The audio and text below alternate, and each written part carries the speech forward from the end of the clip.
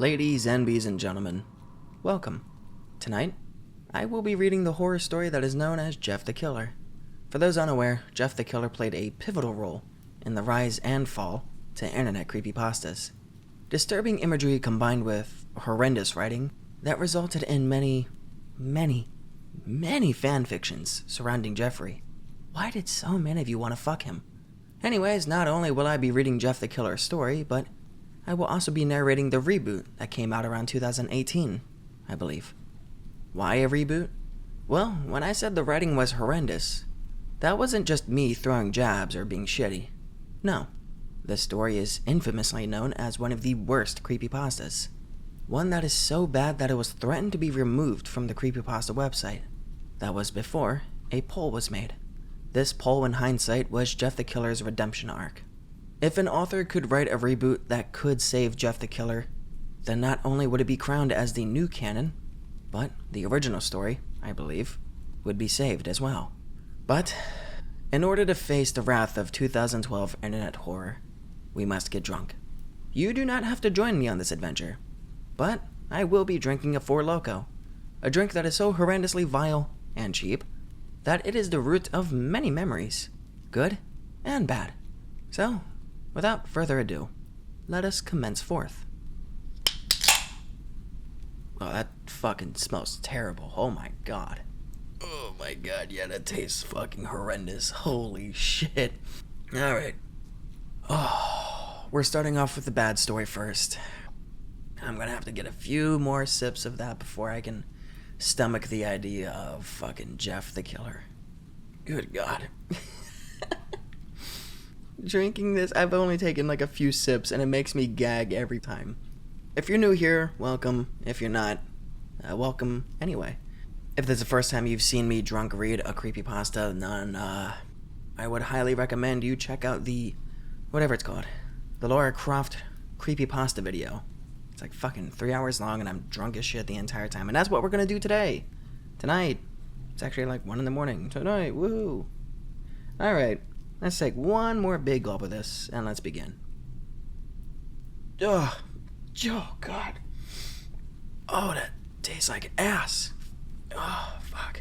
It's jungle juice, by the way. It's jungle juice Four Loko. Things I do for content. Here we go. Excerpt from a local newspaper. Ominous unknown killer is still at large.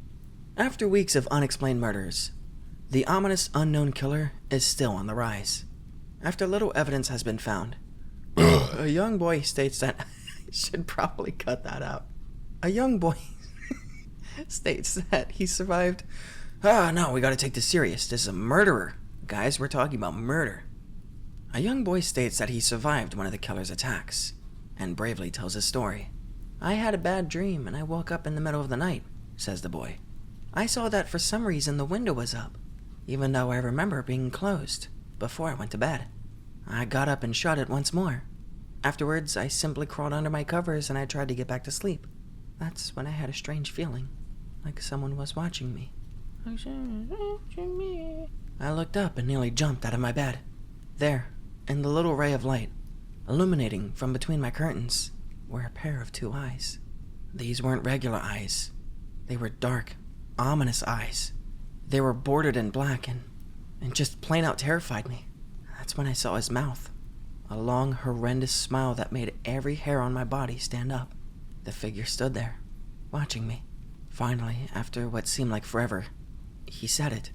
A simple phrase, but said in only a way a madman could speak. He said, "Go to sleep."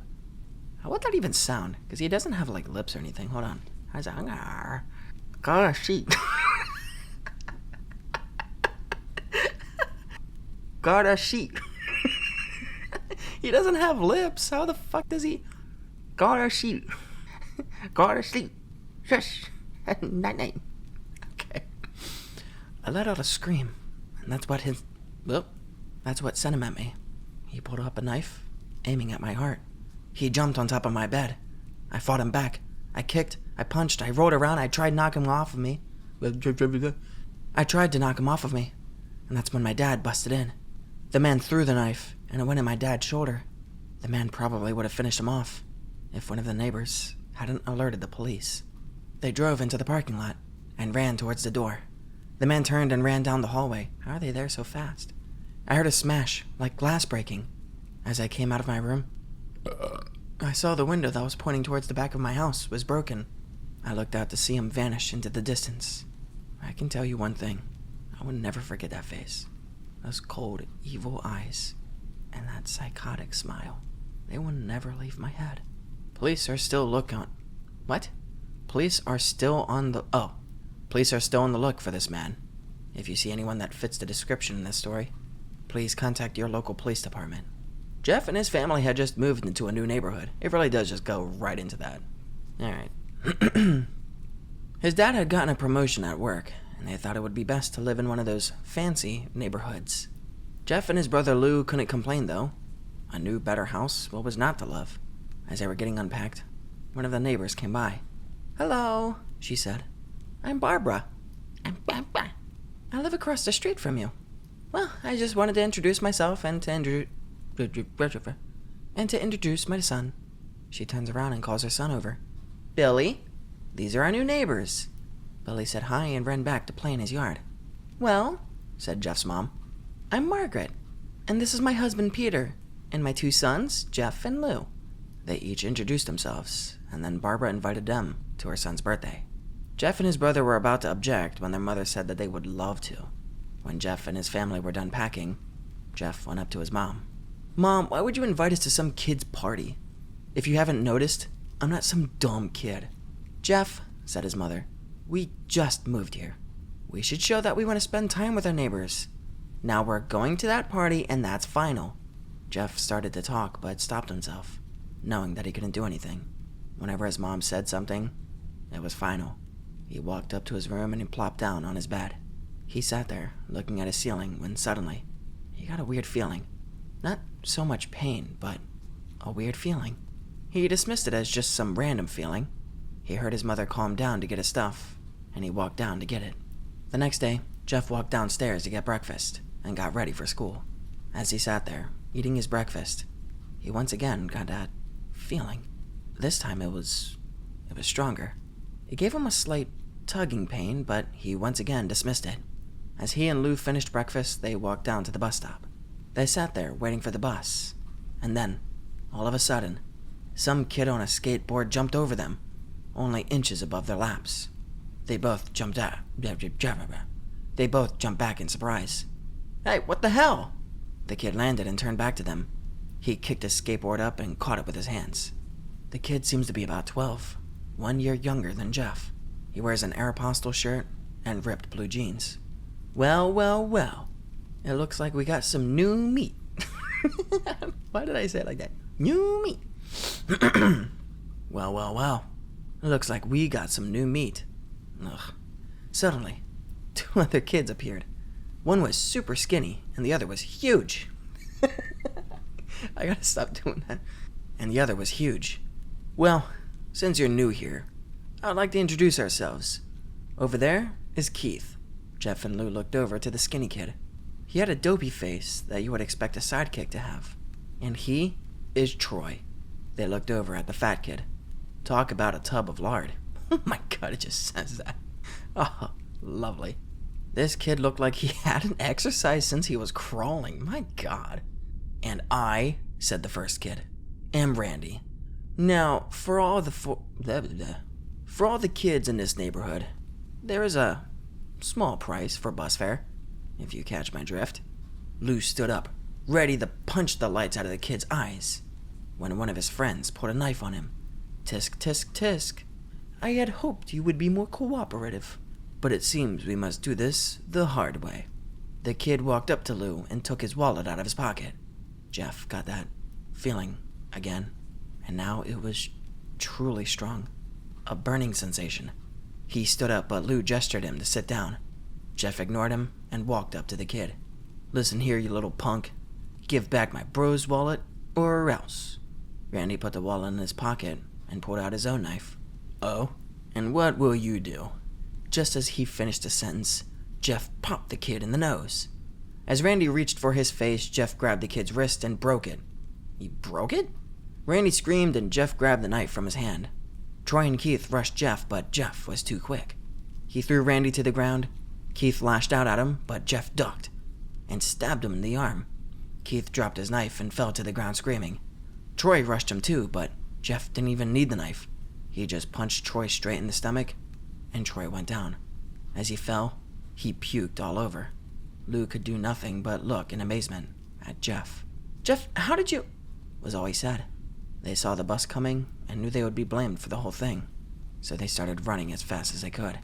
As they ran, they looked back and saw the bus driver rushing over to What? Oh, rushing over to Randy. Okay. Rushing over to Randy and the others. As Jeff and Lou made it to school, they didn't dare tell what happened.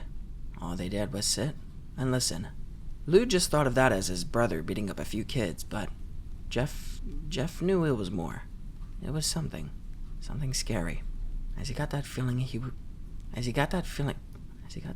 felt how powerful it was. What?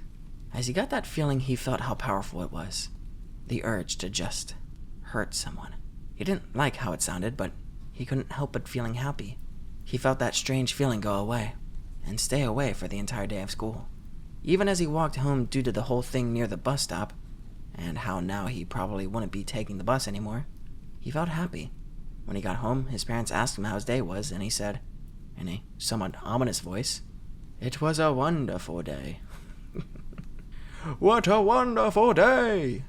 Next morning, he heard a knock at his front door.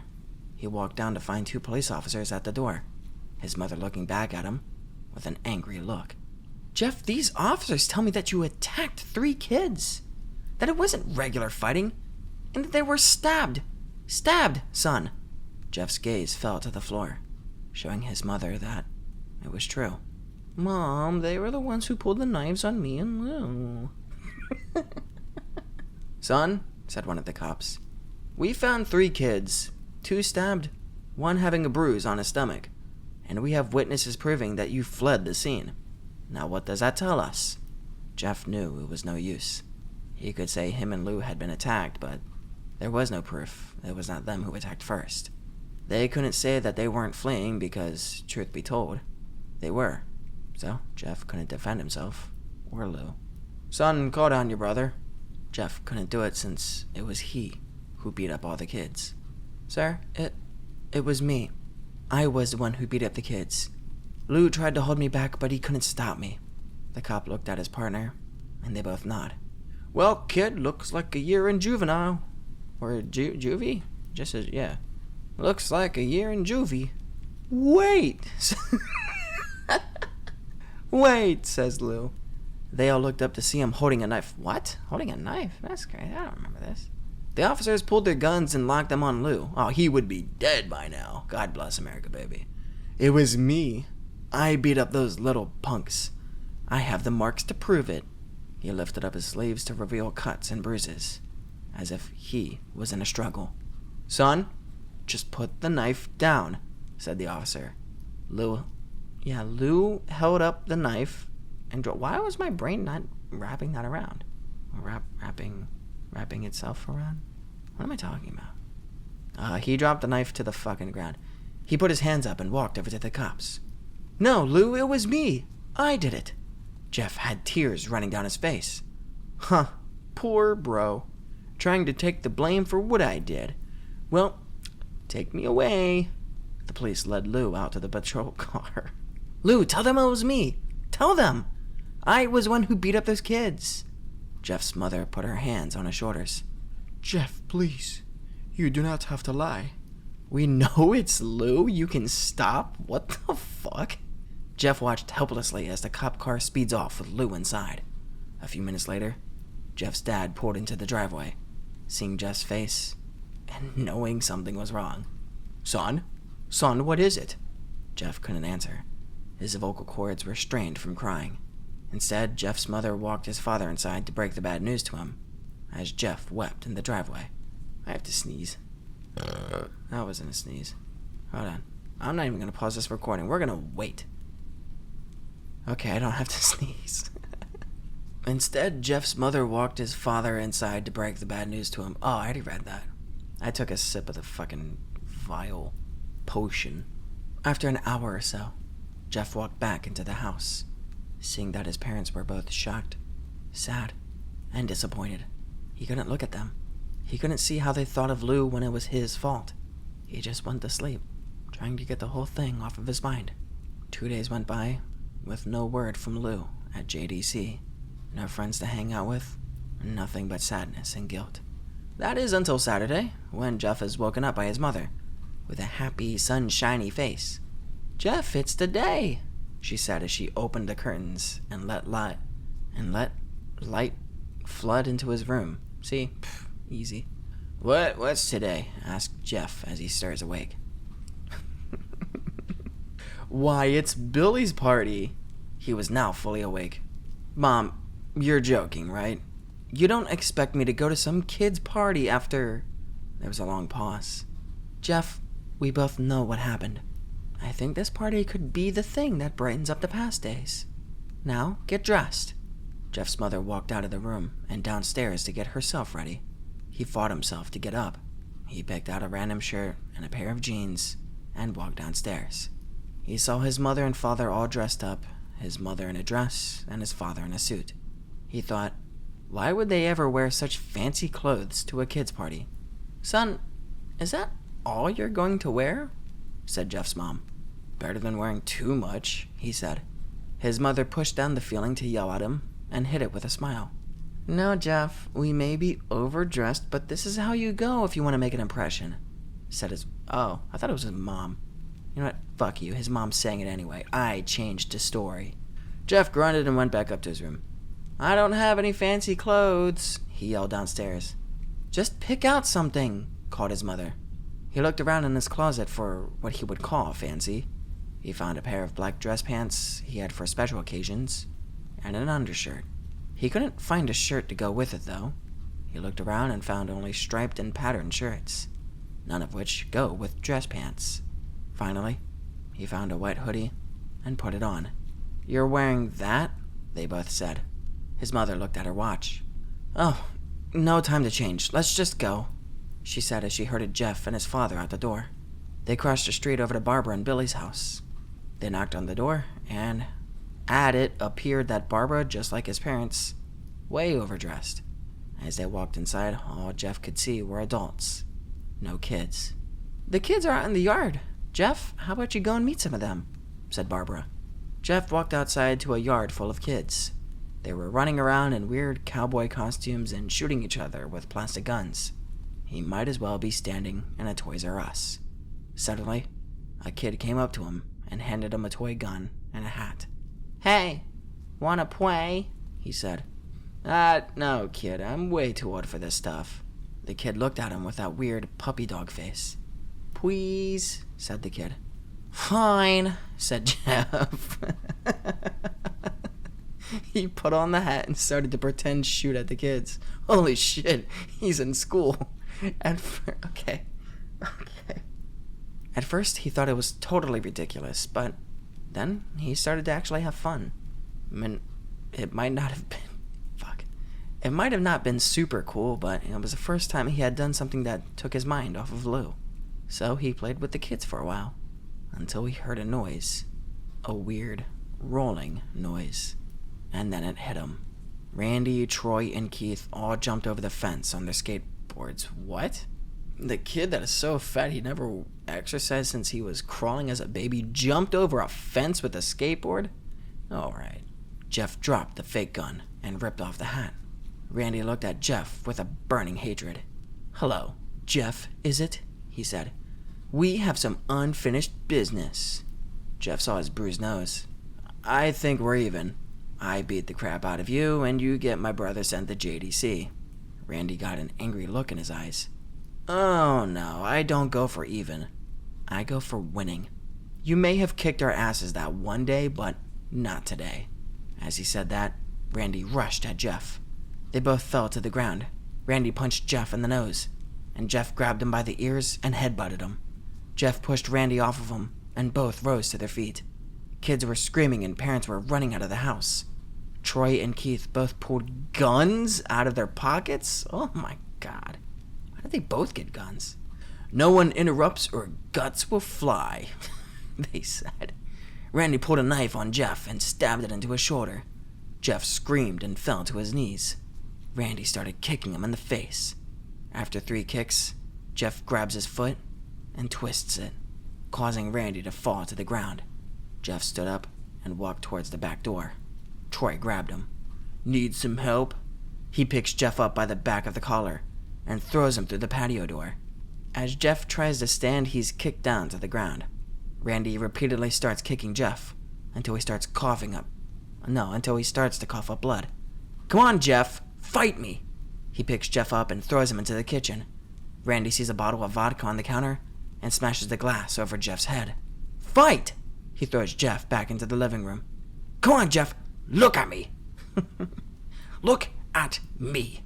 Jeff glances up, his face riddled with blood. "I was the one who got your brother sent to JDC. And now you're just gonna sit here and let him rot in there for a whole year? You should be ashamed." Jeff starts to get up. "Oh, finally, you stand and fight." Jeff is now to his feet, blood and vodka on his face. Once again, he gets that strange feeling, the one in which he hasn't felt for a while. "Finally, he's up," says Randy, and then he runs at Jeff. And that's when it happens. Something inside Jeff snaps. His psyche is destroyed. All rational thinking is gone, and all he can do now is kill. He grabs Randy and power drives him to the ground. He gets on top of him and punches him straight in the heart. The punch causes Randy's heart to stop. As Randy gasps for breath, Jeff hammers down on him. Punch after punch, blood gushes from Randy's body until he takes one final breath and dies. Holy shit. Everyone is looking at Jeff now. The parents, the crying kids, even Troy and Keith. Although they easily break from their gaze and point their guns at Jeff, Jeff sees the guns trained on him and runs for the stairs. As he runs, Troy and Keith let out fire on him, each shot missing, of course. Jeff runs up the stairs. He hears Troy and Keith follow up behind. As they let out their final rounds of bullets, Jeff ducks into the bathroom. He grabs the towel rack and rips it off the wall. Troy and Keith race in, knives ready. Troy swings his knife at Jeff, who backs away and bangs the towel rack into Troy's face. Troy goes down hard, and now all that's left is Keith. He is more agile than Troy, though, and ducks when Jeff swings the towel rack. He dropped the knife and He dropped the knife and grabbed Jeff by the neck. He pushed him into the wall. A thing of bleach. It says a thing of bleach. You couldn't just say a bottle? What the fuck is it called? Fucking thing. A thing of bleach. Fell down on top of him from the top shelf. It burnt both of them, and they both started to scream. Jeff wiped his eyes as best as he could. He pulled back the towel rack and swung it straight into Keith's head. As he lay there, bleeding to death, he let out an ominous smile. "What's so funny?" asked Jeff. Keith pulled out a lighter and switched it on. "What's funny," he said, "is that you're covered in bleach and alcohol." Let's do some research, because what the fuck? Bleach is a powerful cleaning and disinfecting agent, blah blah blah blah blah blah blah. Exposure to bleach can seriously irritate or burn the skin, eyes, nose, and mouth. It can lead to a type of chemical burn known as bleach burn. Bleach has 2 main properties, blah blah blah blah blah. First, bleach is strong alkaline, which can also corrode metals and burn skin. Second, bleach contains a strong chlorine. Oh my god, it's chlorine. Strong chlorine odor and fumes, which can be harmful to the lungs when inhaled. You can be exposed to bleach through skin and yeah, but what about like flammability? Like flame on.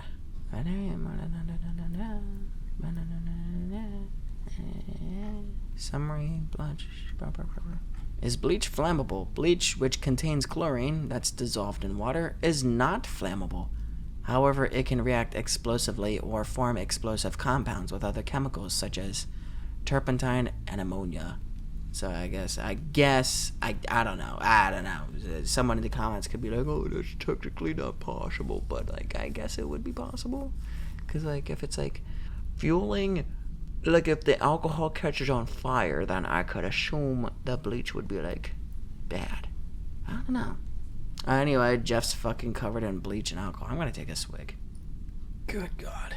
Wait, so he's bleeding to death and he's like, oh yeah, well I've done some science in my head and you're fucking flammable. And then flicks a lighter and throws at him. I don't think someone bleeding to death could do that. Maybe. Who am I to be a hater? Where am I? Jeff's eyes widened as Keith threw the lighter at him. As soon as the flame made contact with him, the flames ignited the alcohol and the vodka. While the alcohol burned him, the bleach bleached his skin. Jeff let out a terrible scream as he caught on fire. He tried to roll out the fire, but it was no use. The alcohol made him into a walking inferno. Okay. He ran down the hall and fell down the stairs. That shouldn't be funny. Everybody started screaming as they saw Jeff, now a man on fire, drop to the ground, nearly dead. The last thing Jeff saw was his mother and the other parents trying to extinguish the flame. That's when he passed out. When Jeff woke, he had a cast wrapped around his face. He had a cast wrapped around his face. He couldn't see anything, but he felt a cast on his shoulder and stitches all over his body. He tried to stand up, but he realized there was some tube in his arm. And when he tried to get up, it fell out, and a nurse rushed in. I don't think you can get out of bed just yet, she said as she put him back in his bed and reinserted the tube. Jeff sat there with no vision and no idea of what his surroundings were. Finally, after hours, he heard his mother. Honey, are you okay? She asked. Jeff couldn't answer though. His face was covered, and he was unable to speak. Oh, honey, I have great news. After all the witnesses told the police that Randy confessed of trying to attack you, they decided to let Lou go. This made Jeff almost bolt up, stopping halfway, remembering the tube coming out of his arm. He'll be up by tomorrow, and then you two will be together, and then you two will be able to be together again. Yay. Jeff's mother hugs Jeff and says her goodbyes. The next couple of weeks were those where Jeff was visited by his family.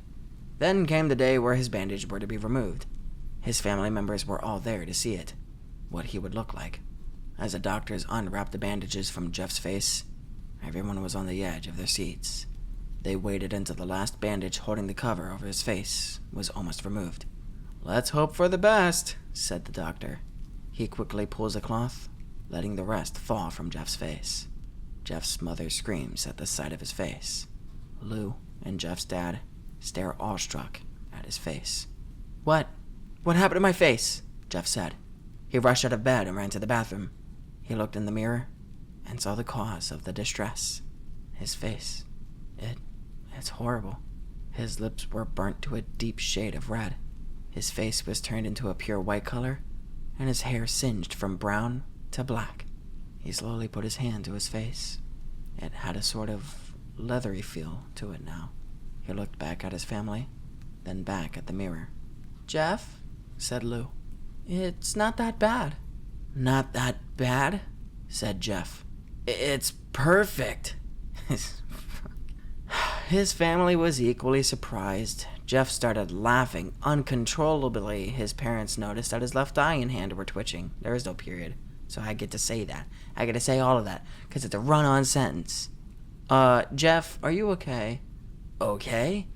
Oh no, I have to read this. I've never felt more happy. Hold on. Oh, I've never felt more happy. Ha ha, ha ha, ha, ha. Look at me. This face goes perfectly with me. He couldn't stop laughing. He stroked his face, feeling it, looking at it in the mirror. What caused this? Well, you may recall that when Jeff was fighting Randy, something in his mind, his sanity, snapped. Now he was left as a crazy killing machine. That is, his parents didn't know. Doctor, said Jeff's mom, is my son all right? You know, in the head? Oh yes, this behavior is typical for patients that have taken very large amounts of painkillers. If his behavior doesn't change in a few weeks, bring him back here, and we'll give him a psychological test. Oh, thank you, doctor. Jeff's mother went over to Jeff. Jeff, sweetie, it's time to go.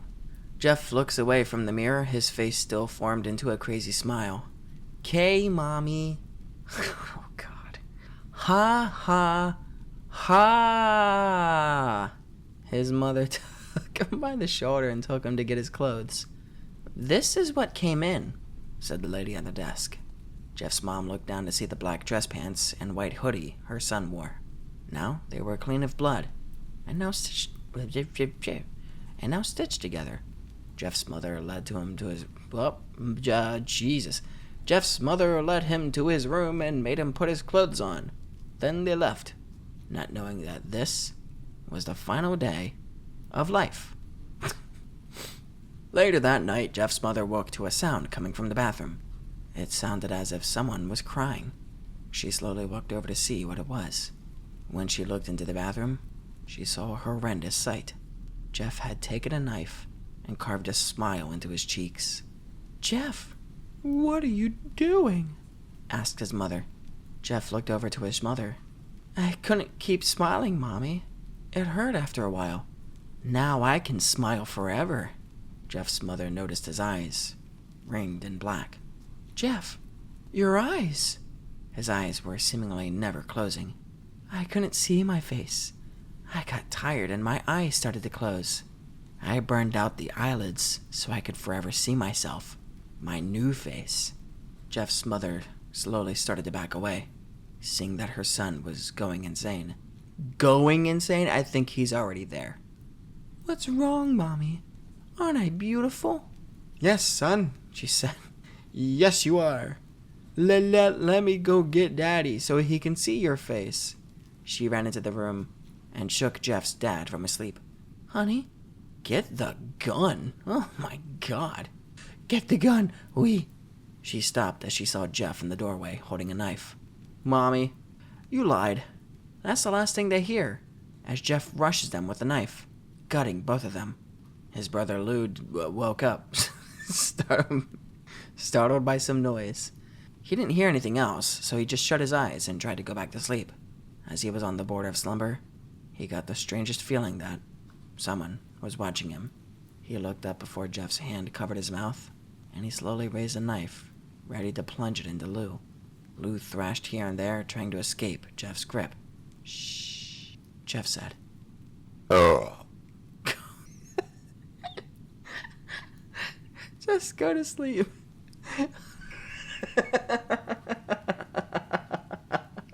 Okay, hold on. "Shh," Jeff said. "Just go to sleep." And that's the end of fucking Jeffrey.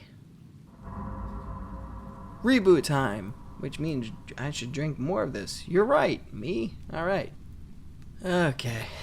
I've drank quite a bit of it. I still have a lot to go. This fucking 4 Lokos are huge. Anyway. Abracadabra. Reboot time. The day Jeffrey Woods and his This is a bad start already. Oh. Hell yeah.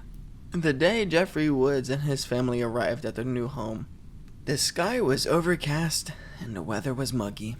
The gray sky seemed to punctuate his mood. Jeff was not thrilled to be here. Their new home was beautiful, though. A true example of his father's newfound success, but still, it wasn't the home he'd known. A week after they'd settled in, Jeff and Lou woke up early. The sky was a crisp and gorgeous blue. And although the Louisiana... why is Louisiana so hard to read when you're drunk? And although the Louisiana heat was playing its usual cruel tricks... The worst part is I know this is the reboot. I know this is a genuinely, well-written story, and I'm gonna butcher all of it. You should get more drunk. Yeah, you're right, guys. I believe you. I'm too drunk for this one. Alright. And although the Louisiana heat was playing its usual cruel tricks, the brothers decided that a morning bike ride to explore the area would be just the right ticket to combat the slight pangs of homesickness that they'd been both experiencing over the last week. "I miss home," Lou blurted out, as Jeff was smearing salsa on the microwaved burrito that would serve as his breakfast. "Me too, Lou, but I guess this is home now, so we just sort of have to make the most of it." "I know, but all of our friends and stuff are back in New Orleans. Remember that building we'd always sneak up on top of and watch the city lights come on? I missed that, Lou responded, sounding down. Yeah, and ZM Video. The owner knew us and would always let us rent R-rated movies without our parents. And he would always hook us up with a free video game rental if we got a few movies. Ugh, if we got a few movies. Yeah, I missed that too, but Lou, we have to. Lou interrupted. I know. We have to make the most of this, but still, this place just seems so fake. And Mom and Dad still treat us like we're not even here. Yep, they do. I was sort of hoping the new house would improve the mood, but what can we do? Lou had no answer. Jeff finished his breakfast and the two boys left the house to mount their bikes and explore around a bit more. As it turned out, the subdivision they moved into was rather close to a cluster of stores and a small shopping center. Village Shopping Center was the name of the short row of businesses. Within these were a Pizza Hut, a Chinese restaurant, a tobacco store, a Sprint store, and, what Jeff and Lou were most excited about, a video store. We'll have to get Mom or Dad to come down here so we can open up an account and rent some... That's not at all what this fucking thing says. I'm just going off on a tangent. We'll have to get Mom or Dad to come down here and open up an account so we can rent movies. Let's now. Lou mentioned as Jeff flipped the box over to read the description of a horror movie. Shit, you're right. Jeff snapped, feeling a bit of frustration at this thought. He knew getting his parents to actually come down here and set up a membership would take forever, since their usual after-work routine was to go off into separate rooms until they got hungry enough to come out and speak. Jeff glanced over at the girl working behind the counter. Maybe I can go over there and sweet talk her into giving us accounts, he joked. Yeah, right, Jeff. One look at you and she'll probably ban us, Lou remarked back. A smile broad on his face, and then Jeff just fucking killed him. You doubt me, little man? Doubt you? The guy who's kissed 2 girls and almost touched a boob? Never. Please, go on over and lay on all the charm. Whatever, I totally could have banged that girl. Aren't they 13? Do 13-year-olds talk like that? Am I that old? When I was 13, I don't think I ever was like, yeah, I could have banged that girl. It was like, yeah, I could have held her hand, taken her to a diner and eat some ice cream. Back in my day. Where am I? Whatever. I totally could have banged that girl, but her parents came home and... Last time you told me that story, you said her parents were out of town, and her sister came home. Jeff became flustered, and while in the process of trying to make yet another comeback, the girl behind the register removed all doubt by speaking to the boys herself. Hey, aren't those your bikes? The young woman asked, pointing towards a glass window. Jeff and Lou looked over and saw 3 boys outside, 2 of which were riding around in circles on the Woods brothers' bikes. They would spin them around and then jump off, letting the bikes crash onto the pavement, just to stand them up and ride them again. The 2 boys riding the bikes were both slim in build, while a heavier boy stood on the sidewalk, drinking Red Bull and watching. Jeff and his brother made their way towards the doors of the video store when the fat kid saw them coming. Jeff couldn't hear what he said to his 2 friends, but he made some sort of gesture while shouting, and the other 2 boys dumped the bikes where they lay and walked towards the sidewalk, directly towards the 2 brothers. Those your bikes? One of the boys asked as Jeff and Lou entered the summer heat. Yeah, why are you riding them? Lou asked sharply. We just saw them there, man. Relax. Figured someone just left them out for us. The same boy responded as his 2 friends joined him on either side. Jeff, determined to make a good start here, tried to change the course at the confrontation. Well, they're ours. We just moved here about a week ago. We live over on Fairmont Avenue, a few blocks from here. We're just checking out the neighborhood. Jeff hoped that a civil tone could turn things around, but he could tell by the insolent look on the kid's face that this was a difficult gamble. Good for you. You moved somewhere, the fat kid remarked. Oh yeah, Troy, the first boy spoke. They moved into that piece of shit house with the gravel driveway. I was wondering who would move into that place. Well, Randy, now we know, the big kid, apparently named Troy, replied. Jeff, still trying to salvage the conversation, tried peaceful banter. tried peaceful banter one more time. Okay, so you're Troy, and you're Randy? Well, I'm Jeff, and this is my brother Lou. We just moved here from New Orleans. You ain't in New Orleans now, the third boy, who'd just now decided to speak, remarked.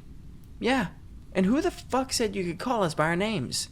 Randy asked, that insolent, privileged smile never leaving his face. Jeff smiled and responded to Randy. Well, I guess I could have called you a fucking asshole, but I figured I'd give you the benefit of the doubt. In that moment, a flare of rage replaced the smirk that had rested on Randy's face throughout this entire exchange. The other two boys, Troy and the still unknown third member of his band, seemed to be momentarily struck silent. Perhaps they weren't used to being stood up to. Oh, I'm sorry, was that language too adult for you? Jeff asked. And you? Quiet, boy. We know this isn't New Orleans, Jeff stated to the slim kid that had reminded him of his geographical locations. Because if this was New Orleans, you three would have already gotten your asses kicked for touching someone else's shit. The slim kid looked back and forth at his two friends. However, Randy, clearly the leader, seemed to know what to say. Keith, you gonna let this little bitch talk to you like that? Jeff knew this part, and while he wanted quite badly to sock Randy and his pals around, a real concern suddenly invaded his mind. If he and Lou got into a fight on their first week in this new neighborhood, their parents would freak. He could practically hear it now. And while things had been far from perfect in their home, even after the move, there was a peace that had fallen over the family, and Jeff, fighting his urges, decided to do his best to keep it. Jeff looked over the three very well-dressed, very privileged-looking suburban kids, and dismissed them. Well, you guys are boring. Come on, Lou. Let them continue their play dates without us. Lou left at that and followed behind his brother towards the bikes. However, Randy and his little gang of would-be toughs would have none of that. They moved to block Jeff and his brother once again. Where you going, pussy? Randy asked, shoving Jeff. Jeff could tell that shove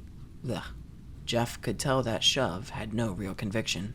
Randy was trying to figure him out, seeing where his buttons were. He would push harder eventually, but Jeff swallowed the slowly building anger within him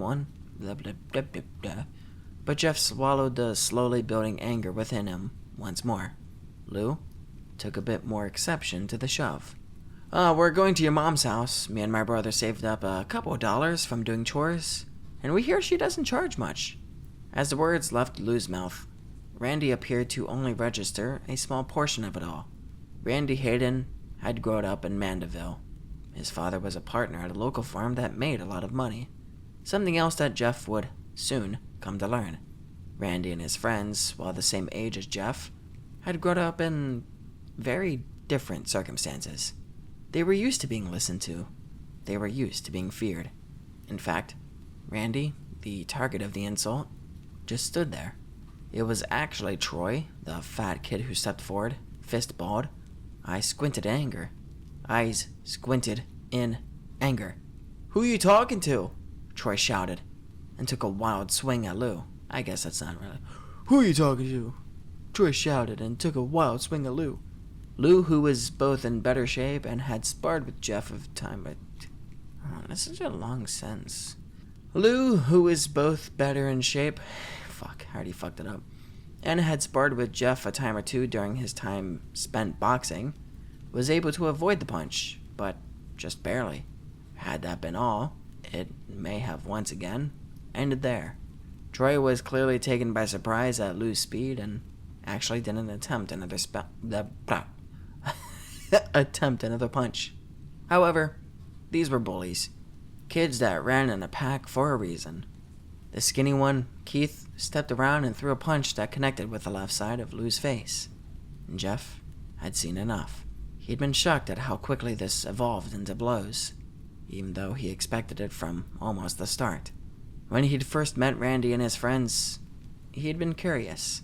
From there, he developed an annoyance with them, and slowly, that annoyance had evolved into anger. However, upon seeing Lou punched, seeing the small trickle of blood form on his brother's lower lip, upon seeing that smug look of satisfaction Oh, Jesus.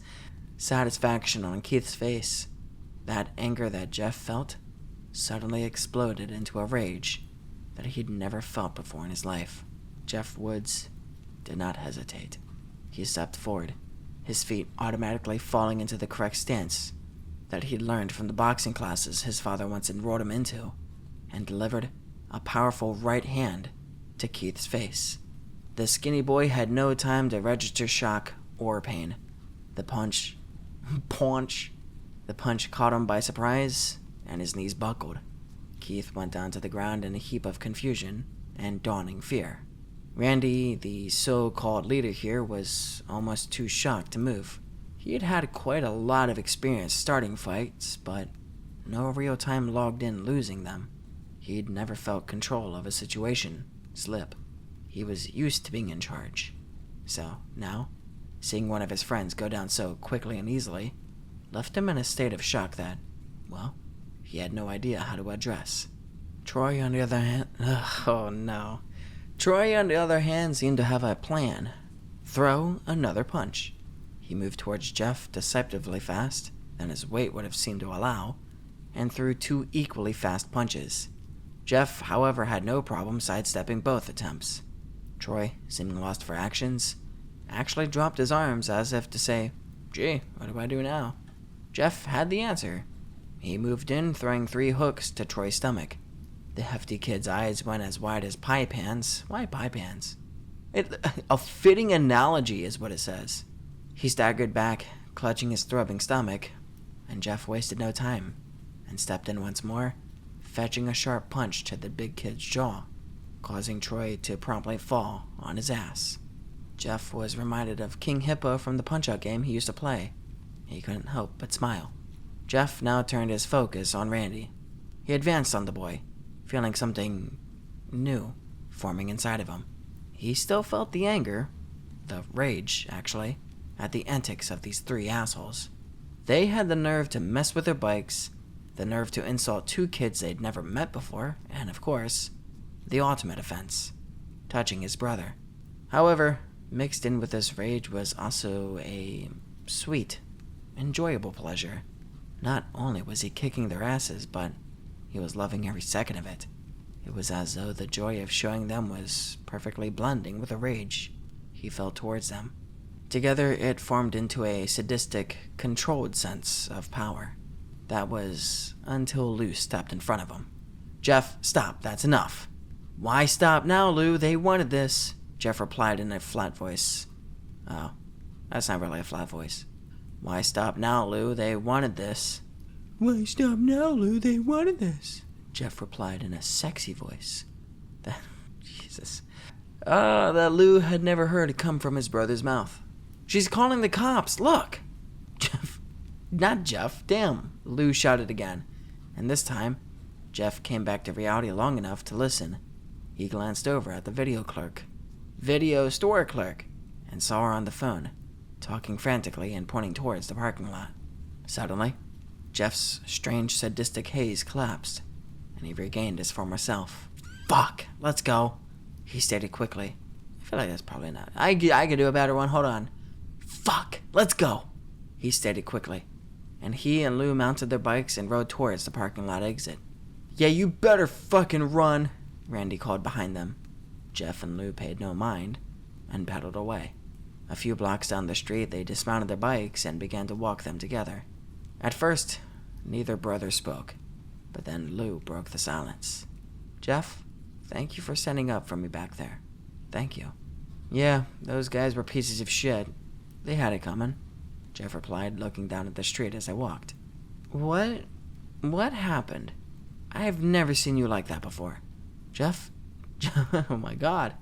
Just defending myself, Lou. What was I supposed to do? Let them beat you up? I bet they go to our school.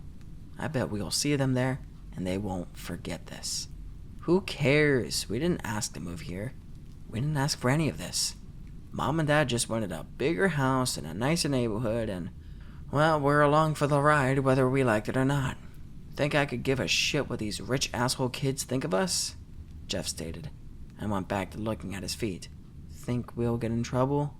Lou asked. For what? Defending ourselves? Yeah, I guess you're right. They did start it, Lou answered. And to the brothers, the matter was closed. However, things were far from over. This fucking Four Loko is far from over, bro. This shit sucks.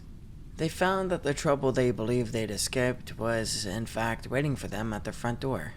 Jeff and Lou saw the police cars well before they arrived at their driveway. 2 cop cars, both parked in front of their house. Why'd I read it like that? 2 cop cars both parked in front of their house. Both of them felt their stomachs drop, as they well knew why the police were there. The brothers entered the living room to see their parents sitting on the couch. The 2 cops standing up, leaning on the wall, writing in their notebooks. "What did you 2 do?" Sheila practically screeched. I'm not screeching. I'm too drunk and it's too late. I'm too tired. I'm a sleepy, eepy boy.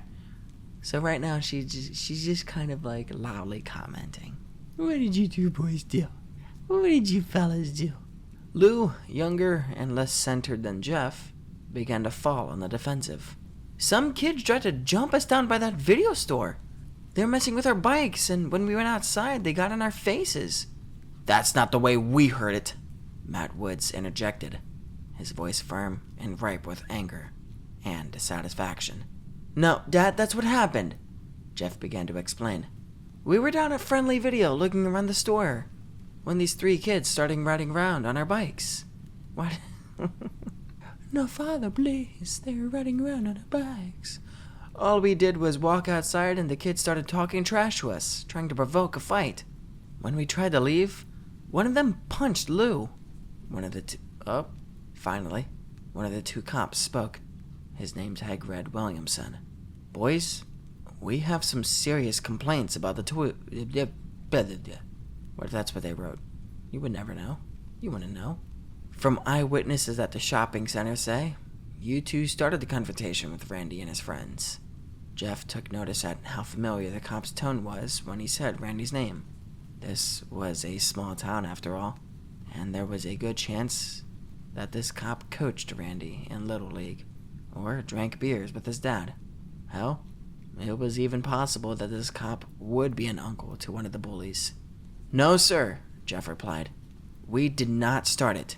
They did. We just wanted our bikes. We just wanted to leave. They blocked us." Williamson continued, as though he had heard nothing Jeff said. "Several witnesses, including the video store clerk, said that you swung first. They say that the boys were riding your bikes, but let me ask you this. Did you chain your bikes to anything, or did you just leave them outside the store?" "What's that matter?" Lou demanded. "Well, son, if you just left your bikes lying around in the street, you can't exactly blame Randy and his friends for riding them, now can you? It would be different had you secured them somehow, but you just left them there." "Mom, Dad, you're not buying this crap, are you? You know me and Lou don't start fights. When have we ever? These 3 punks messed with us, and if you can't tell that these cops are taking their sides, then you need to open your eyes." Jeff knew he was skating on thin ice, but that rage, it demanded some sort of satisfaction. "Jeffrey, do not speak about these officers in that tone of voice, and do not speak to us that way either. Now, it's pretty obvious that you 2 aren't happy here, that you miss your old home, but starting fights in the street isn't going to change anything." Jeff's mother snapped back. "Listen, boys, you're lucky. None of the parents want to press charges. This will be reported as a simple scuffle between teenagers, but be advised, you are both on notice. This is a quiet town, not like New Orleans. We don't tolerate this sort of behavior over here. If you see Randy, Keith, or I almost said Tori, or Troy, I highly suggest you tell them you're sorry. We'll be keeping an eye on both of you, so do not let this happen again. You don't want to have an arrest record, do you?" Jeff felt his anger. Jeff felt his anger bubble over, and he could not hold his tongue. "Who is he to you, Officer Williamson?" Is Randy your nephew? Is he a friend's son?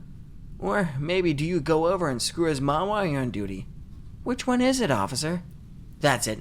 Both of you go to your rooms. Matt Woods apparently found that he wasn't a mute, after all, as he ordered his sons out of the room. I kind of want a chicken quesadilla. I think I might get a chicken quesadilla.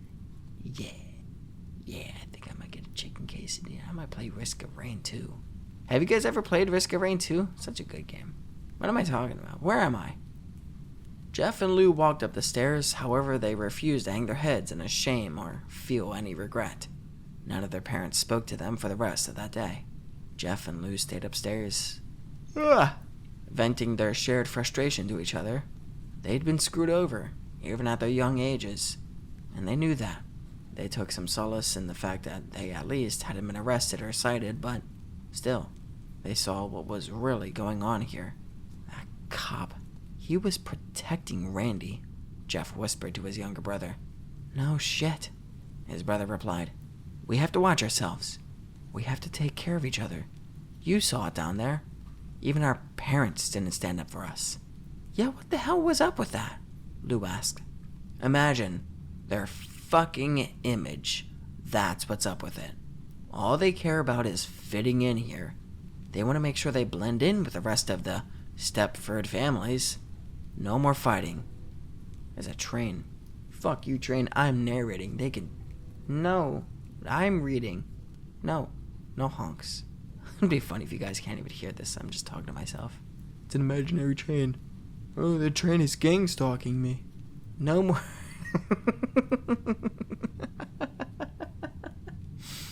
No more fighting. If we see Randy or his two fuckhead friends again, we just walk away. Okay? But, Jeff, you can kick the shit out of them. Why would we walk away? Lou asked. Because I can't kick the shit out of the cops, Lou. I can't kick the shit out of Mom and Dad, and that's what would get us.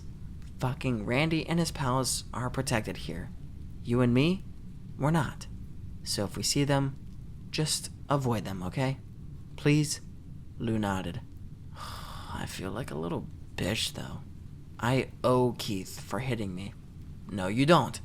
I paid him back for that. And paid his fat friend, too. I hope they just leave us alone now, Jeff sighed. Jeff and Lou didn't hear from their parents for the rest of that day. Didn't you already say that? They remained in their rooms late into the night, and finally came down to eat it. And finally came down to eat after they were sure their folks had gone to bed. Lou said that he felt relieved about that, but Jeff had a sinking feeling that the worst was yet to come. Jeff was correct. The next morning, when the two brothers came downstairs to eat the breakfast, their parents were already sitting at the dining room table, staring at the boys, approving of nothing they saw. Sit down, Matt stated. Matt stated flatly. What's going on? Lou asked. Sit down, Matt stated again, anger dancing on the words. The boys complied without further question. Matt Woods began his diatribe. Whatever that was yesterday, beating up some kids for touching your bikes, mouthing off at the police, disrespecting both me and your mother. That stops today. We didn't beat anyone up for touching our bikes, Jeff blurted. Shut up, Jeff. Shut up. Shut up, Jeff. This is a one-way conversation, his father barked. That kid, Randy Hayden, his father is a partner at my firm. Did you know that? Did you even think about that when you were assaulting him over your godforsaken bike? You just didn't think, did you, Jeff? Sheila... My cat's fucking freaking out downstairs with a fucking toy. Hey. Okay. Sheila added. How could I have known that? Matt continued. Well, I've spent the entire morning talking to his father on the phone. His dad is willing to let it all go.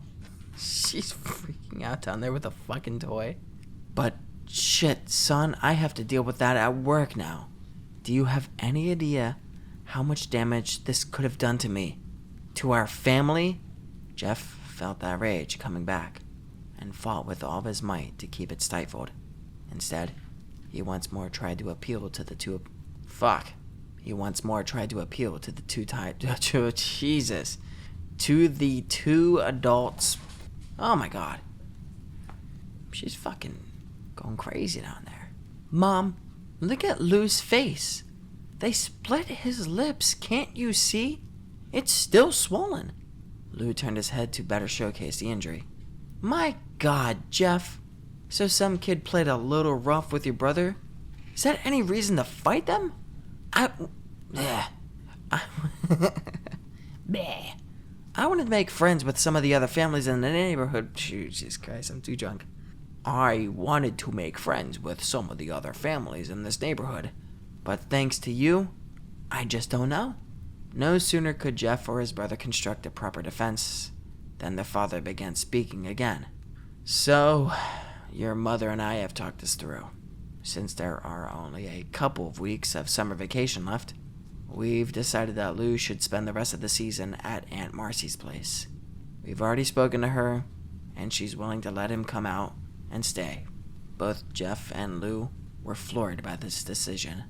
Both boys began to protest. Both boys began to protest at the same time, but they saw a look on their parents' face. The decision was made. Why can't we both just go then?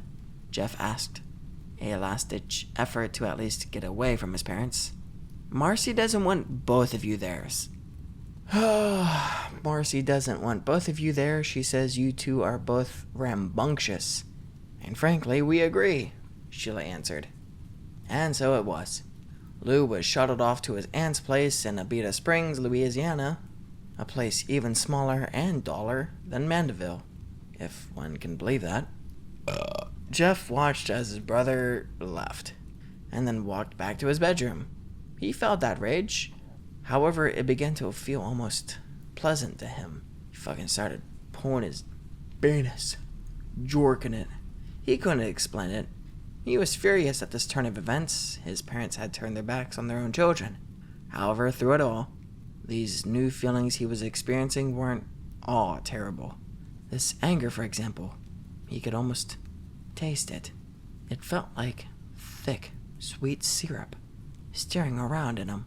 Of course, he knew the extra ingredient that would complete the flavor. That satisfying joy that he'd felt when he had Randy and his friends on the ropes the day prior. That mixed perfectly with the anger to create some intoxicating product that Jeff almost craved now. He fell asleep on his bed, thinking about that syrup, that thick viscous that seemed to work its way into the very fabric of his soul. He wanted it, yet he knew that it was destructive, and that nothing good can come from sampling it again. See, like, that's good writing. Mwah.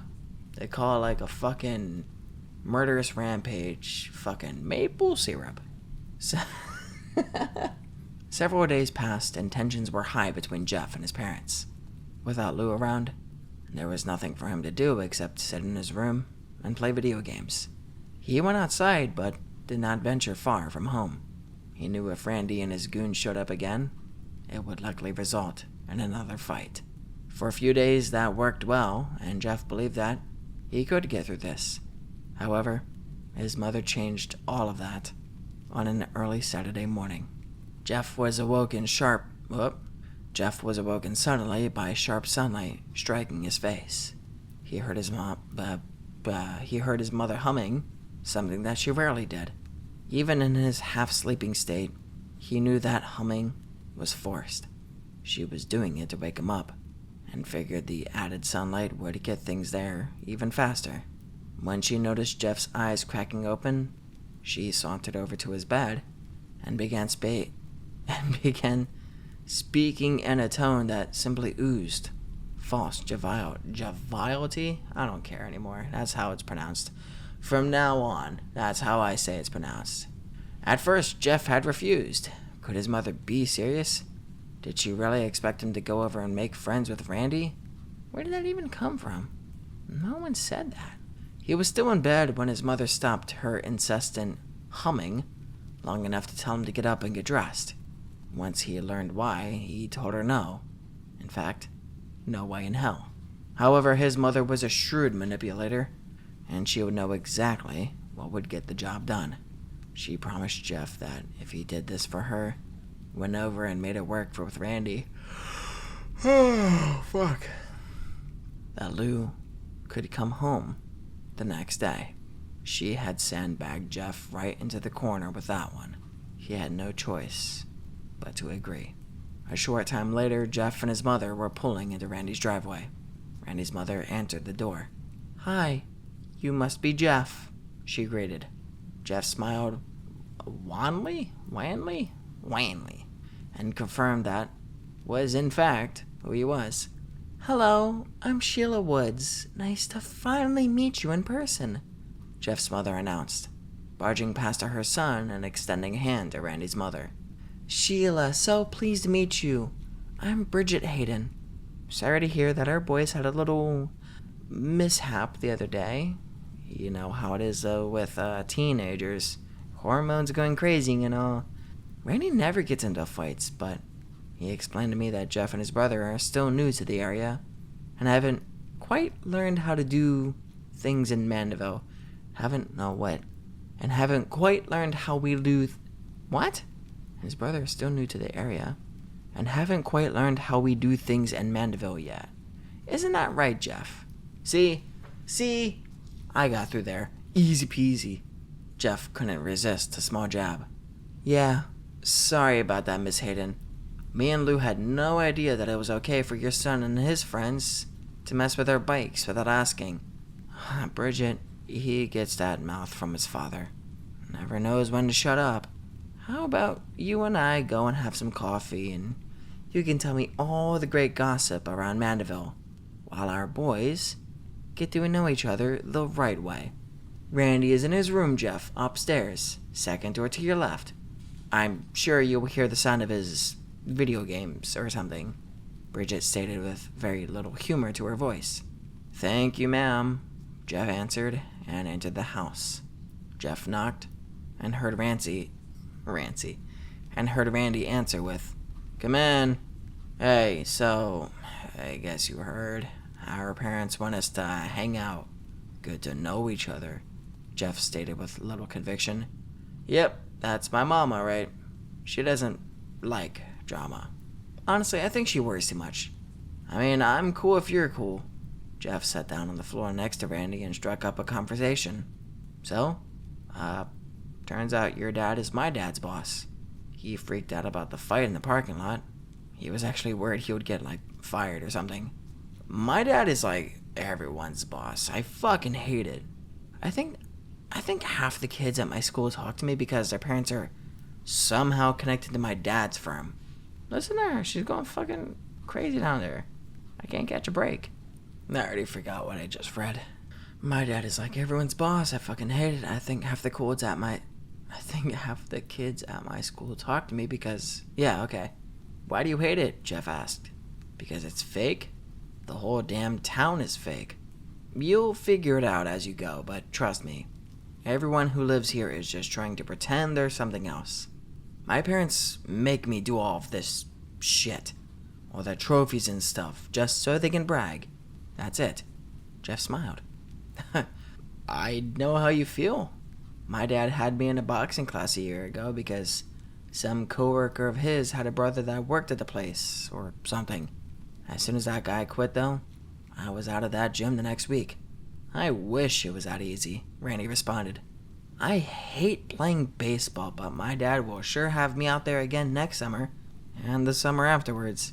It's like he knows I hate it, but wants to make sure I'm out there with his stupid company name on the back of my jersey. Randy, why did you and your friends fuck with our bikes the other day? I told you, this town is fake, and boring as shit. There's nothing to do here. We have to find stuff to do. I mean, there are only so many times you can go hang out at the video store, or ride the dirt paths in the woods. All the girls here are stuck up, all the stores close early, there's no mall, and the movie theater is across town.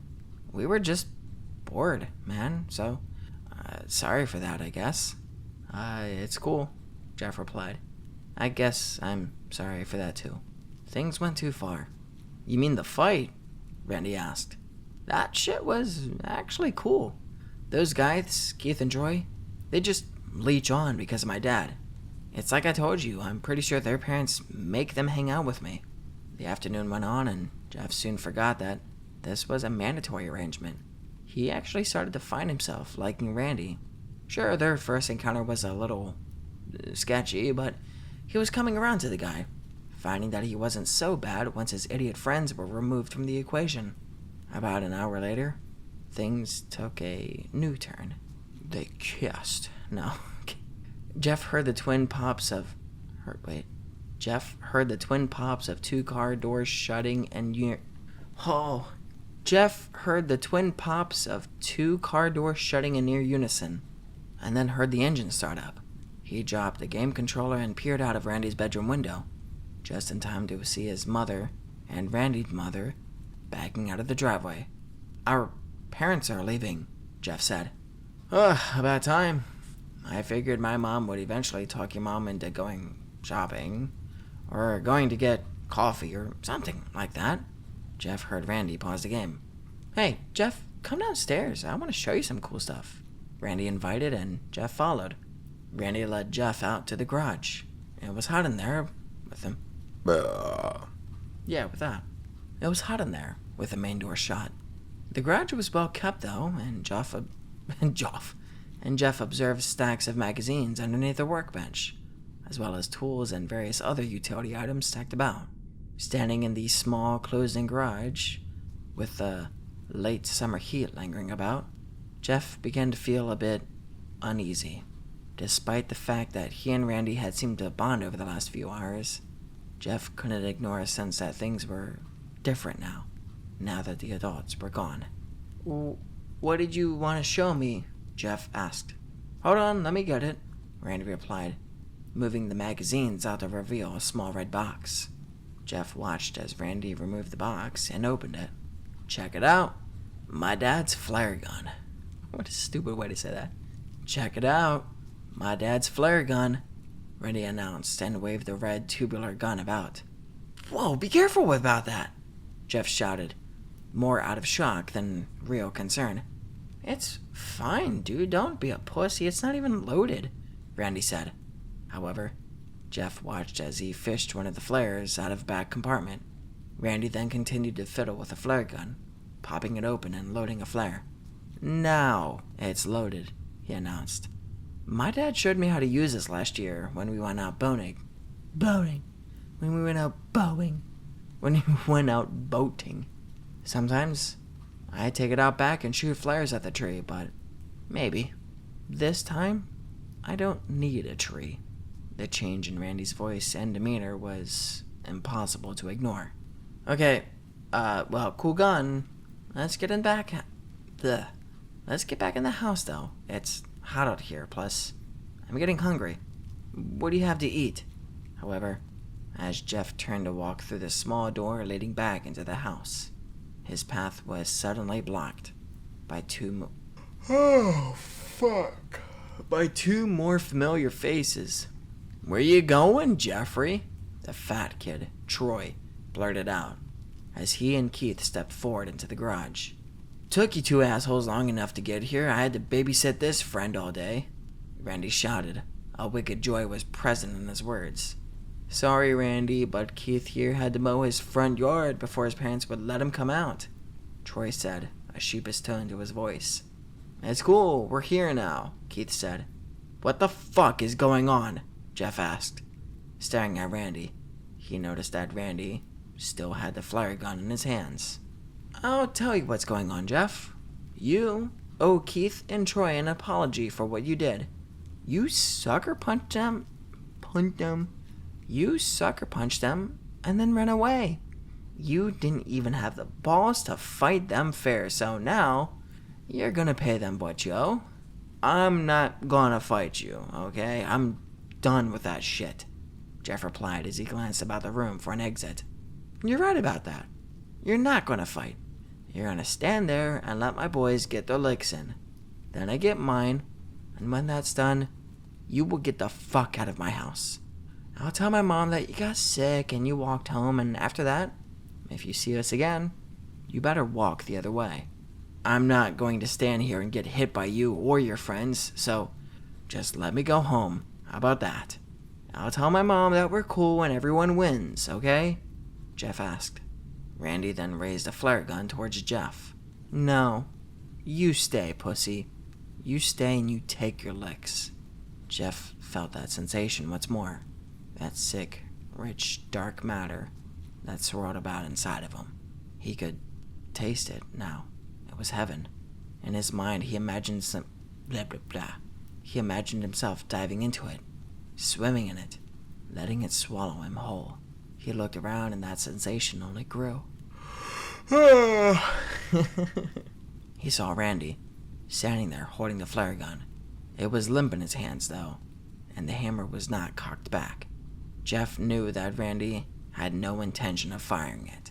He looked over at Keith, skinny and pathetic, a kid born to follow.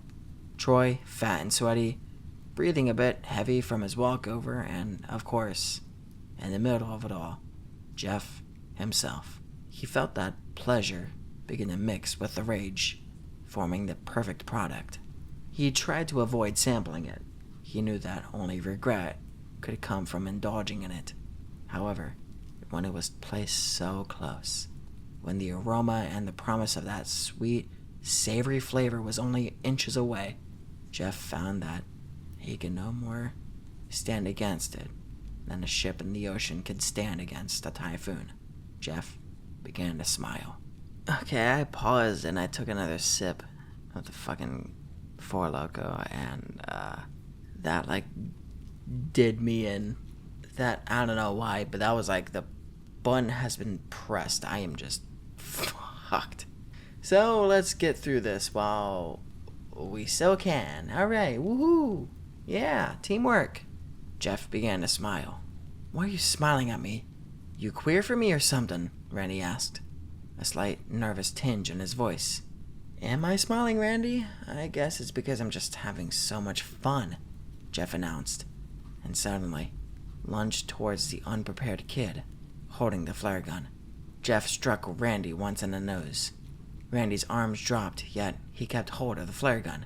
Jeff, without even needing to look, realized that Troy and Keith had actually taken a step back, instead of advancing as they should have. Jeff delivered another strong blow to Randy's jaw, causing the boy to drop to the floor. Jeff now turned his attention to Troy and Keith, the two tough kids that had yet to actually make so much of as a move in his direction. Troy actually backed up a step and stumbled to the stack of magazines that Randy had moved earlier. Jeff took this opportunity and stepped forward, once again introducing Troy's round belly to his fist. Troy tried to stay on his feet, but Jeff's punches, combined with a stumble over the magazines, caused Troy to fall back, landing hard and striking his head on the concrete slab that was the garage's floor. Keith was actually trying to back away. However, Jeff was currently standing between him and the only exit to the garage, since the carport door? Oh, I guess so, yeah, okay. Since the carport door was closed. Jeffrey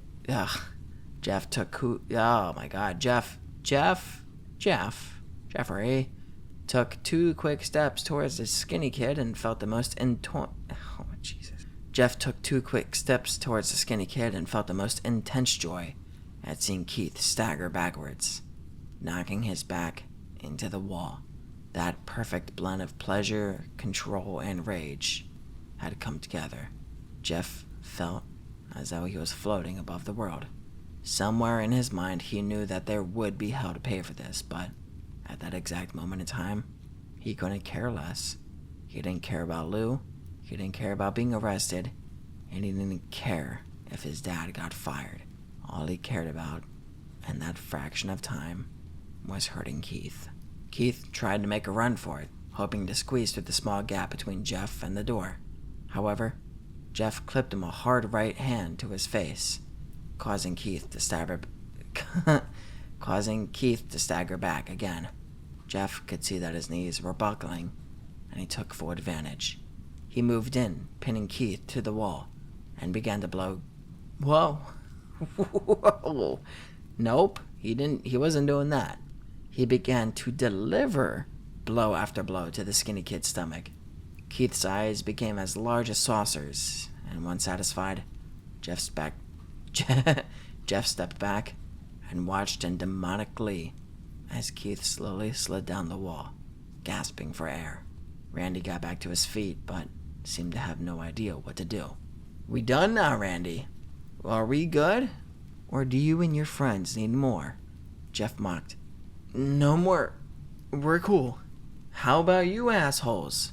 Jeff asked. "It was Randy's idea," Keith said weakly. "Yeah, man, we didn't even want to try." No. "Yeah, man, we didn't even want to," Troy agreed. The debate may have continued, but the sound of a returning car broke the tension. "Oh shit, my mom's back!" Randy shouted, the voice cracking. Well, his voice cracking in a humorous way. It seemed that the previous tough guy had all but shrunk back to a scared child. "So, we'll just say that we're all hanging out," Keith replied. "No, the fucking flare gun. If she finds out that I mess with it, I'm screwed." "So, put it back," Jeff suggested. That sensation of rage was fading again, and he felt control returning. "Yeah, grab the magazines, please," Randy begged. Jeff found that he rather liked that tone, that begging, whipped dog mentality. Jeff was paying no attention to Randy. He was down on the floor calmly gathering the magazines. He didn't really care if Randy got in trouble or not. However, if his mother returned and found trouble, he feared that Lou may not be able to return home, as promised, and everything else happened in a flash. Both literally and figuratively. Randy, now in a panic over the trouble he would be in if he was caught playing with a flare gun, had begun to sweat. As his hands frantically clawed over the gun, his thumbs pushed the hammer back, unintentionally. What? He'd even noticed that the gun was cocked. He was turning it over in his hands, trying to quickly disarm it. He then heard the sound of keys in the front door. He knew that he only had seconds now to hide it. Everything else happened in slow motion. The gun slipped from Randy's sweaty hands as he had attempted to rotate it once more. He saw it fall to the floor, seeming to float to the ground rather than fall. Jeff, busy stacking the magazines, had only enough time to register Randy's shocked gasp. He turned to look in the boy's direction, just in time to see the bright red flare gun hit the floor. The gun discharged, launching a speeding ball of fire directly into Jeff's face. Jeff felt the hot flash of heat and pain tear across the left side of his face. After the initial register of agony, there was more. There was no more. There was no more thinking. Jeff began to scream, clutching the left side of his face and rolling around on the floor.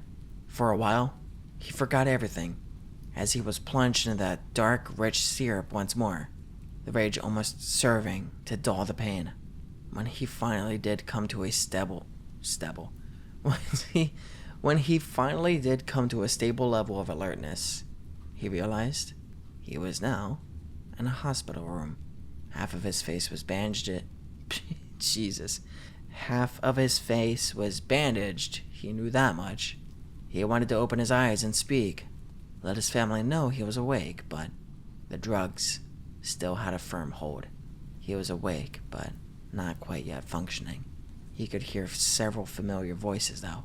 "Is he going to be okay, doctor?" Jeff's mother asked.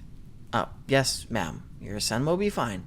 However, he will have a lengthy road to recovery, and he will need your support." The flare struck his face and caused third-degree burns on his left side. "How bad is the eye?" Jeff's father asked.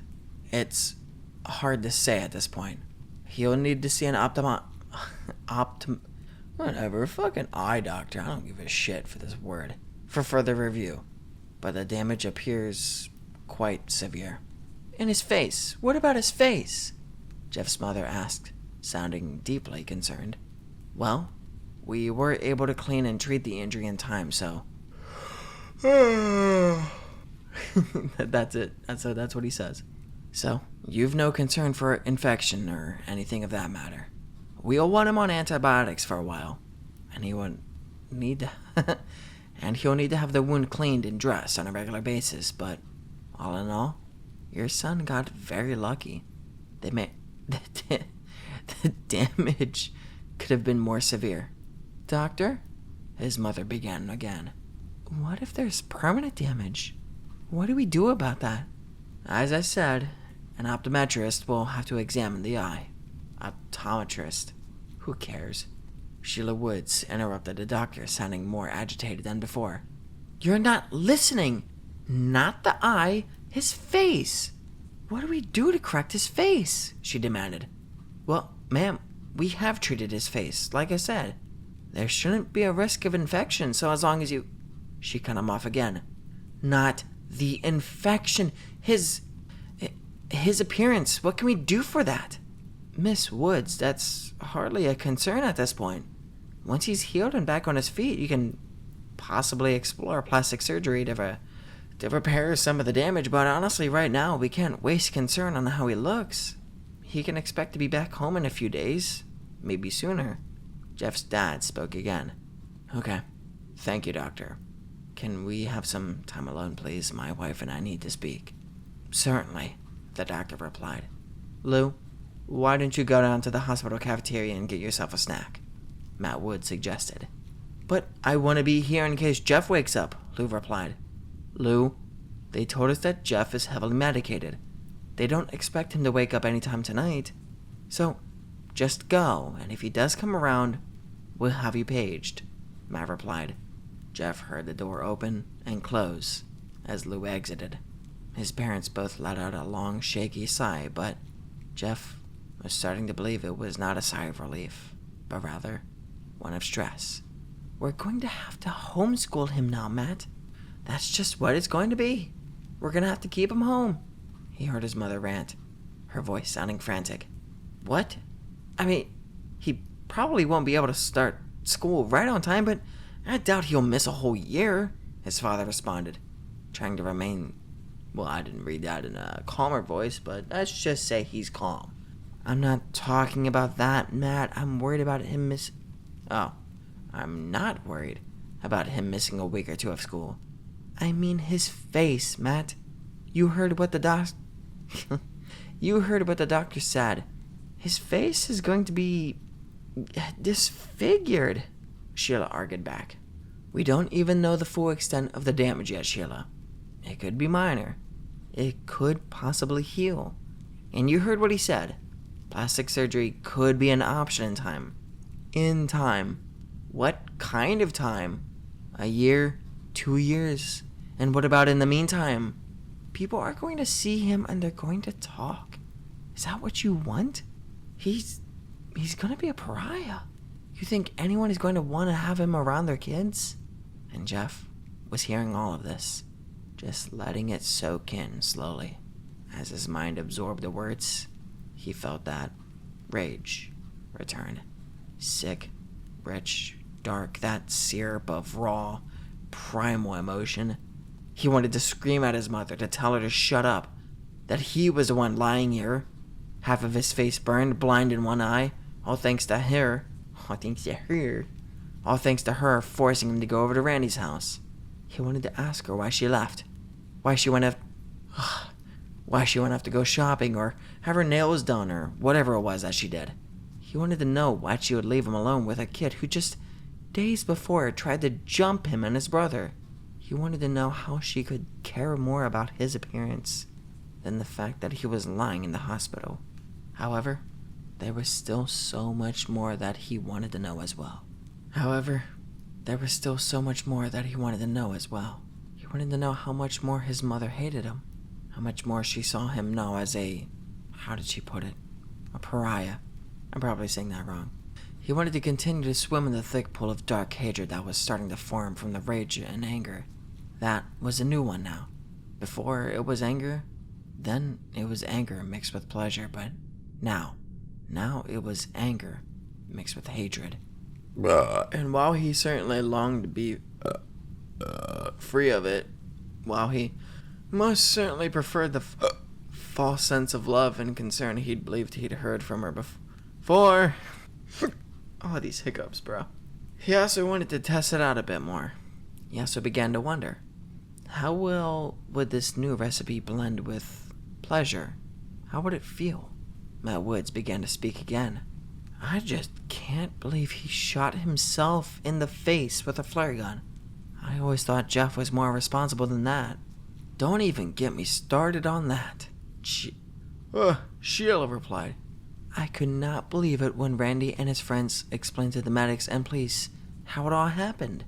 Randy was just trying to show Jeff around his house, wanting to show him the collection of magazines that his dad kept in the garage.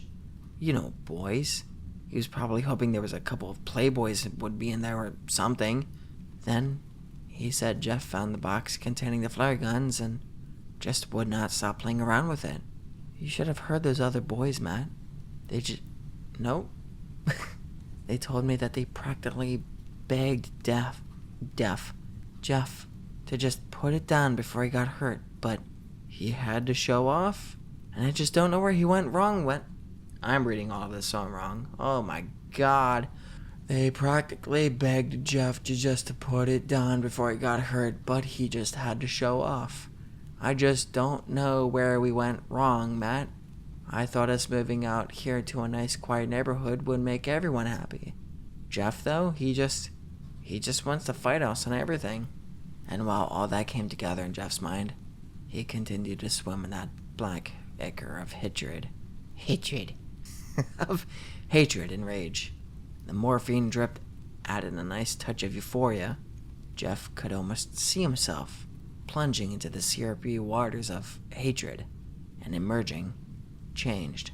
Each dip brought him so much twisted pleasure, and that was when he finally understood. He could sample the pleasure now. Not because he was enjoying what was happening, but because he knew he could enjoy what was yet to come. Just as the doctor predicted. Just as the doctor had predicted. Jeff was scheduled to go home a few days later. During his time at the hospital, he never asked to see his face. It wasn't until the last day that he finally asked for a mirror. The nurse had come in to change his bandages, as was the routine, and she was a pleasant woman. She spoke to him, asked him how he was doing. He enjoyed her visits. So on the final day, when she arrived to clean and dress his face, he asked to see himself. Are you sure, sweetheart? Would you like me to call in your parents first? She asked. No, thank you, Jeff replied. I think I want to see it for myself first, without them standing over me. I understand, she replied honestly, without a hint of pretension. Once the bandages were off, she handed him a small hand mirror. Would you like me to step out of the room? She asked. Jeff ignored her and looked at himself, taking stock of the damage. Sure enough, his face was a mess. The entire left side, at least. The flare struck him traveling upwards and burned a scar into his left cheek that extended into his eye. At first glance, it almost looked like he was smiling on that side. The scar was still bright red and burned tissue spread out on either side, but once it arrived at his eye, the news did not get any better. His eye was white, just a lifeless bulb. Just a lifeless bulb plugged into his face. He closed his eye and found that he could see nothing from his left eye at all. The scar continued up the left side of his forehead, and the damage was less severe. Holy shit. The damage was less severe there, however. The hair on the left side of his head was burned off, leaving a few strands to stick up here and there.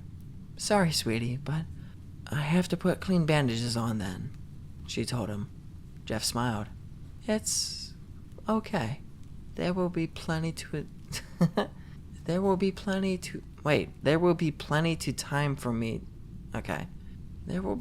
time for me to admire myself later.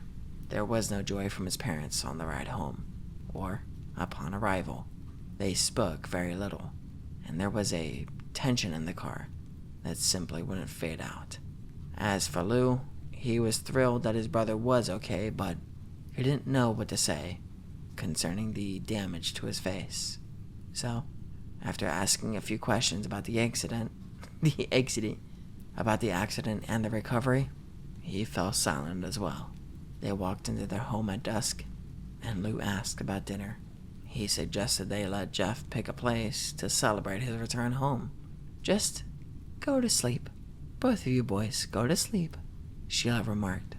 She and her husband both retreated to their bedrooms as well, to argue or to feel sorry for themselves, who knows. Jeff and Lou didn't speak much that night. Jeff spent most of the evening staring at himself in the mirror. He kept pulling back the bandages and looking at the scars.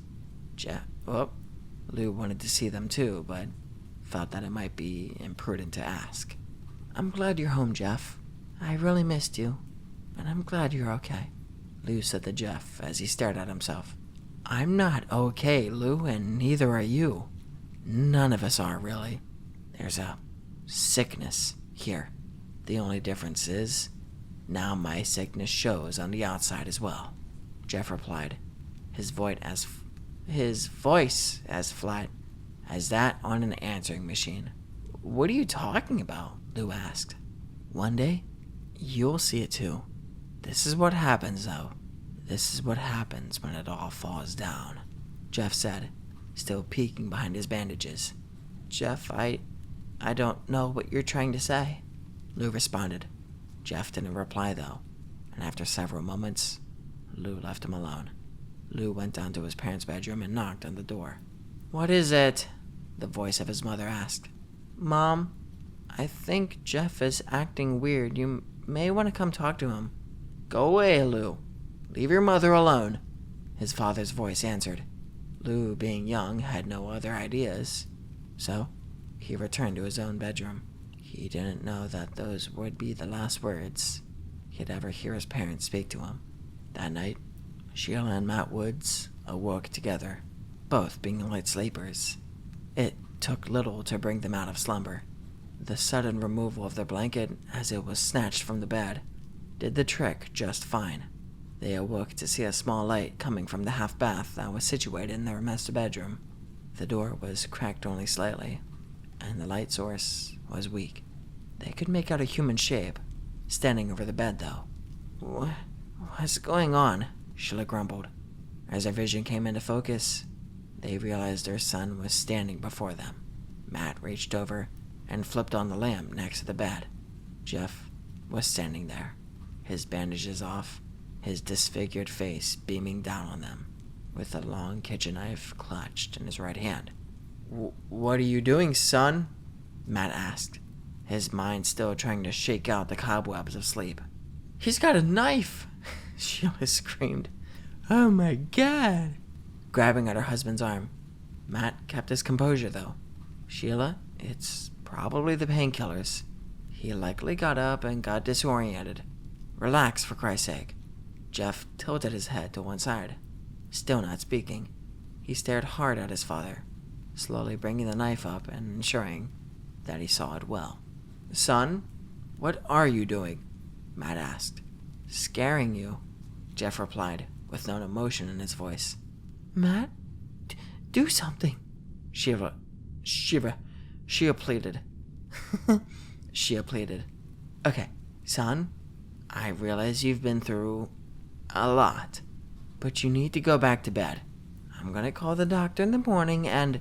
Jeff moved quickly across to the father's side of the bed, his head moving about, alternating between a normal-looking young man and a deformed ghoul that had been lurking in the shadows. "Okay, son, you've scared me. Is that what you wanted?" Matt asked, adjusting to the middle of the bed to put distance between himself and his son. "Good. Now I can start hurting you." Jeff spoke again with no emotion.